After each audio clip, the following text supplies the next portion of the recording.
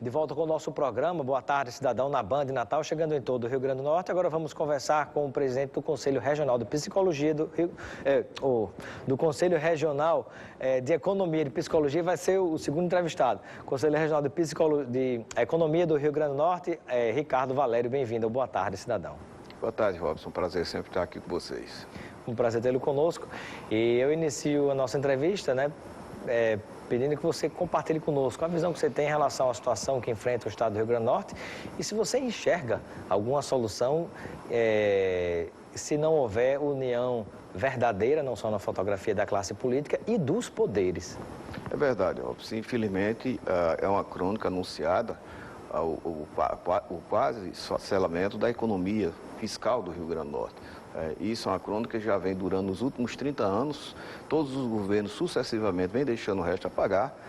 O governo Robson pecou por não ter agido logo no princípio da gestão dele, quando, inclusive, ele não tinha uma pressão política tão forte, porque ele só tinha ao lado dele praticamente o PT.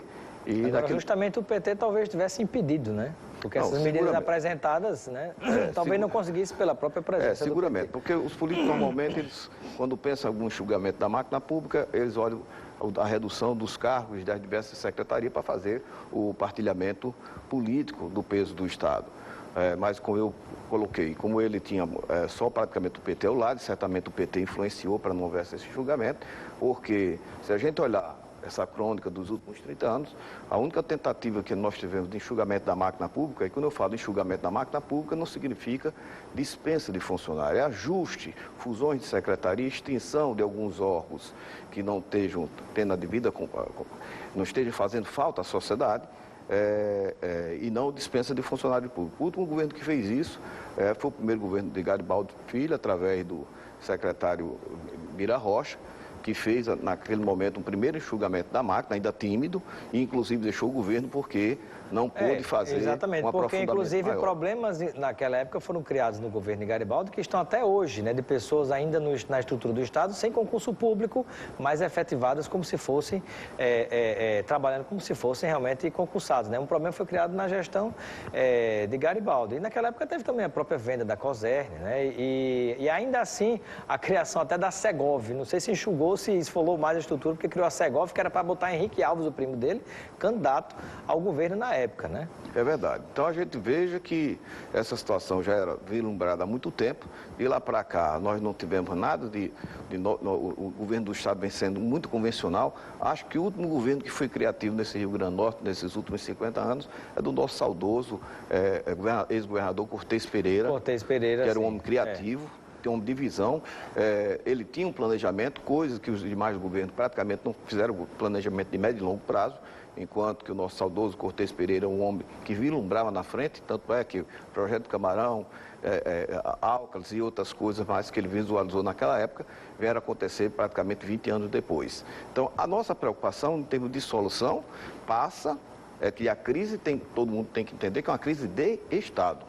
Exato. Não é a crise do governador Robson. Diariamente. Não é a crise de um poder executivo. Uma bomba estourou no colo dele e não tem nenhum membro de fora da estrutura de governo da classe política que tem interesse em que se recupere. Agora, o problema é que o Estado é quem está em jogo e essa fogueira vai pegar nos pés dos outros poderes, Exatamente. Isso que a gente chama a atenção que cada poder, o legislativo, o judiciário e o executivo, cada um está tomando conta do seu quadrado.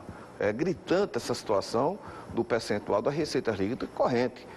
Em março de 2015, a gente já fez isso publicamente, quando ninguém falava no tema ainda, a gente mostrando que no Brasil a média é em torno de 17,7% da receita líquida corrente destinada aos dois poderes, judiciário e legislativo, e aqui no Rio Grande do Norte está beirando os 25%, que é totalmente inaceitável, e isso gera certamente esses quase 10% que está estourando na coisa, está fazendo falta ao executivo. Prova maior que todos os anos o legislativo e judiciário tem recurso em caixa, enquanto que o executivo sempre fica com o pires na mão, e agora chegando nessa situação tão grave de ter ficado quase com 3 meses de salário dentro, ao ponto do 13º salário ainda está por ser pago, como o mês de dezembro, está sendo liquidado uma parte, agora foi liquidada uma parte no dia de ontem, e vai finalizar o pagamento de dezembro somente até o dia 9 de dezembro. É uma situação caótica, os três poderes têm que sentar, têm que pensar o Estado do Rio Grande do Norte,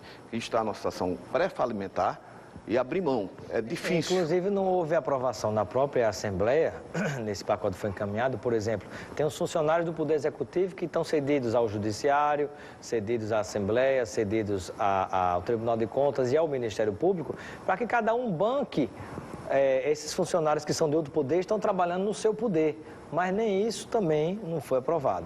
É verdade. A situação é tão gritante de um jeito, pelo menos a parte da Previdência, em parte, foi aprovada, porque é uma situação que a gente coloca muito. Está aprovado que a folha do Estado, quando o Estado paga 67% dos seus servidores que ganham até R$3 mil, ele utiliza só apenas 32% do volume da folha de R$420 mil. Para pagar os outros 33% dos servidores, o Estado usa 67% do orçamento. Então, o problema do Estado não pode continuar sacrificando a quem ganha baixos salários. Quem ganha baixo salário, eu acho que todo final do mês deveria sair o vale até R$3 mil para todas as categorias, que aí você já atingiu os 67%, que é quem ganha um salário menor, que não pode ficar prejudicado. Quem ganha um salário de 60, 80 mil reais, ele ficar com um salário um pouco atrasado, ele vai fazer os encaixes dele com mais facilidade do que um que ganha salário mínimo. Exato. Então, por isso que eu defendo que o Estado, enquanto estiver nessa situação, que ele pague em dia até R$3 mil, dê um vale geral para todo mundo, que aí você está resolvendo já o problema de 75% dos servidores. E o pessoal que tem um salário maior que aguente. Afinal de contas, estavam atrás do quinquênio do servidor público, que ele ganha 5% a cada 5 anos, quer dizer, 1% aqui, enquanto a gente vê que os benefícios do judiciário, notadamente, os auxílios de moradia, paletó, por que não foram atrás de suspender temporariamente essa situação de quem ganha mais?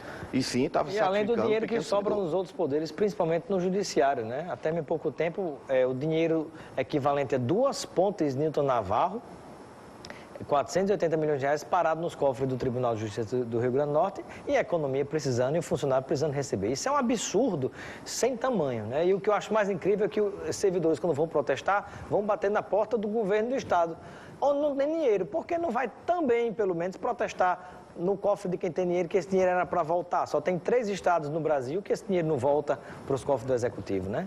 Com o agravante que o nosso Poder Judiciário é um dos mais caros do Brasil. Exatamente. Ele está em 22º lugar e, por outro lado, é um dos menos produtivos do Brasil. Então, está na hora da gente sentar à mesa, ter essa sensibilidade.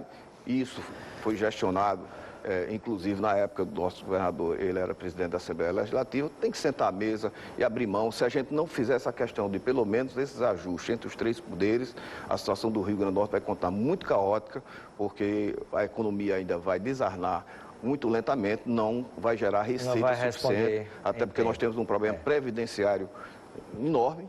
Né? Você veja a injustiça da situação. Enquanto um juiz, quando se aposenta, ele vai para lá para a conta da viúva, para o Estado. Vai pagar os 80, 100 mil reais do salário dele. Nem o Judiciário não paga essa conta. E o Judiciário não repassa essa verba, ele fica com a verba sobrando lá para outras atividades. É muita distorção para corrigir, né? Pois eu quero agradecer, então, a participação do primeiro convidado de hoje, Ricardo Valério, presidente do Conselho Regional da Economia do Rio Grande do Norte. Muito obrigado pela sua presença. É sempre um prazer e torcer que a gente melhore essa situação no Rio Grande do Norte. E daqui a pouquinho, depois do intervalo, vamos conversar com Pedro Paulo Bicalho, diretor do Conselho Federal de Psicologia, conosco falando a respeito de um evento importante sobre vítimas de violência doméstica e familiar. Até já.